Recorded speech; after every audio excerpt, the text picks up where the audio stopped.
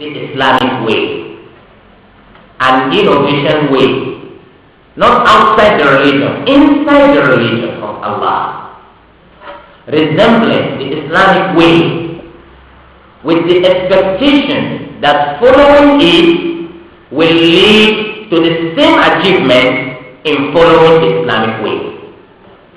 This is bid'ah in Sharia. That is an innovation way in the religion of Allah, resembling the Islamic way, with the expectation that following it will lead to the same achievement in following the Islamic way.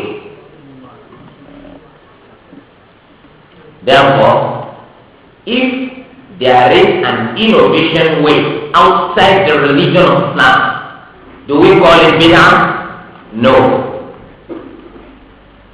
If there is an innovation way in the religion of Islam, not resembling the Islamic way, do we call it bid'ah? Yes. There is an innovation way inside the religion of Islam. If the innovation is not inside the religion of Islam, do we call it bid'ah? No. Okay, therefore, if there is an innovation way inside the religion of Islam, but that way is not resembling the Islamic way, do we call it bid'ah? Yes, it is bid'ah plus. With the expectation that following this way will lead to the same achievement in following the Islamic way. If there is an innovation way introduced into the religion of Allah, resembling the Islamic way, but you don't have the expectation of achieving the same achievement in following the Islamic way, you don't have that expectation, do we call it bid'ah also? Yes, it is bid'ah also. Even though you don't have the expectation, because many will tell you that yes, we introduce this innovation, but we don't expect to achieve the same thing you are going to achieve by following the Islamic way. So it is also bid'ah.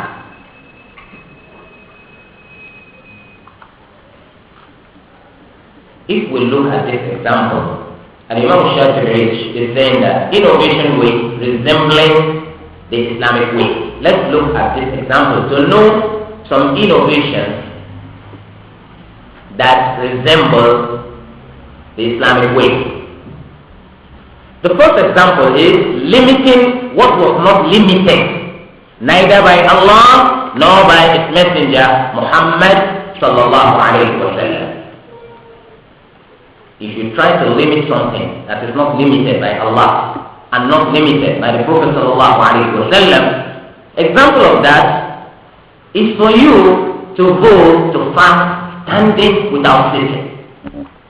You go to Allah subhanahu wa ta'ala that you are going to fast tomorrow, and throughout the period of fasting, you will keep standing. This is called bid'ah. Why?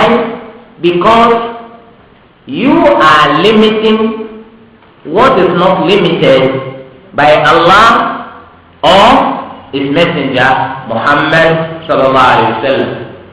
It is lawful for you to fast, but Allah subhanahu wa ta'ala has not limited you that when you are fasting you must keep standing, or you must keep sitting, or you must keep sleeping. Therefore, when you limit what was not limited, you are introducing an innovation, and that innovation is resembling the Islamic way. What is Islamic way? Islamic way is to fast. Islamic way is that when you go to do something, you fulfill your promise. So, but you don't fulfill promise while limiting what was not limited by Allah subhanahu wa ta'ala. Or when you say, I will only take some kind of food with the exclusive of others.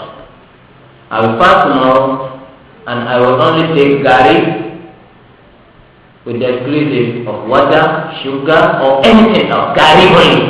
Wait, why gari only?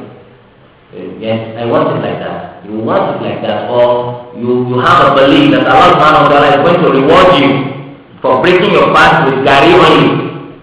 Say, yes, I think Allah will reward me for taking gari without water, for taking gari without sugar, for taking gari. Wallahi, no reward on that. Don't punish yourself. Because what you are trying to do is called what? Bid'ah. Especially when you are doing all that without any verification. You have no verification from Allah, no verification from the Prophet ﷺ. But you say, I will do it. You will do it, that means you are not a religious person. If you are a religious person, you don't do only, you do with proofs. Without proof, you don't do. Another example is maintaining a special manner in an act of worship without any proof. To maintain a special manner in an act of worship without any proof. Example, congregational glorification in a single man's voice.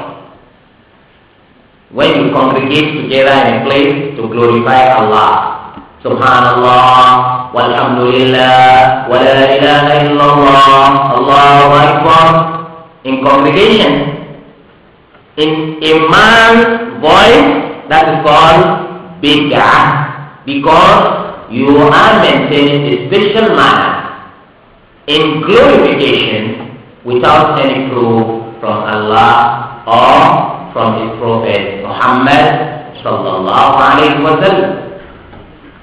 Another example is offering special worship in some specific time without any confirmation in the Islamic law. When you maintain offering a special worship in a special time without any confirmation in the Islamic law. Example, annual celebration of the birthday of the Prophet sallallahu alaihi wasallam is called bid'ah, because you are doing that annually but without confirmation. No confirmation in the Quran, nor in the Sunnah of the Prophet ﷺ, nor from the pure companions of the Prophet ﷺ. What else can you bring as confirmation? What else? Nothing. Likewise, fasting the 15th day of Sha'ban, specifying that day for fasting, and praying in its night period. You use the night for prayer and the daytime for fasting. Specifying that day for those worship are known to be bid'ah, because there is no confirmation whatsoever in the Quran for that and in the Sunnah of the Prophet sallallahu alaihi wasallam. In the definition of bid'ah, Imam Shafi'i is saying that with the expectation that following it will lead to the same achievement in following the Islamic way. As we strongly believe that the Islamic law has come to provide mankind with its benefits and requirements, day and night, grant him its right to achieve his desires in this world and the hereafter. And it makes lawful for him all what is good and righteous, and prohibited upon him all what is bad and wrong. Likewise, the campaigners of innovation also proclaim to provide humanity, that they will tell you, the campaigners of innovation, they will tell you that they are also trying to provide humanity with peace and harmony by following the way of innovation. That we achieve the same thing in following the Islamic way by following the innovation way. That they are not trying to provide you with peace and harmony and everlasting enjoyment in this world and the hereafter. So this is what they will be telling you by practicing this innovation, and that whosoever practices innovation will never go off target, nor he will go astray. Just follow their way, you will never go astray. They will be proclaiming to you like that. They make all these campaigns without any authentic proof or testimony. So that is why when you are calling people to the way of the Sunnah, you will see others calling you to the way of the innovation. When you try to explain to them that by following the way of the Sunnah, you are just calling them to the everlasting enjoyment, everlasting harmony in the paradise. The campaigners of the innovation also will tell you that what else are they calling people to come and achieve from following the way of innovation? They are also calling you to everlasting harmony. They are calling you to everlasting peace, that by following their way, you will also be blessed by the mercy of Allah, through the mercy of Allah subhanahu wa ta'ala, and Allah subhanahu wa ta'ala will let you be one of those who will enjoy His paradise in the hereafter. Now, we know what is the meaning of al-bid'ah. That is طريقة في الدين محترمة تضاهي الشرعية يقصد بالسلوك عليها ما يقصد بالطريقة الشرعية. The second principle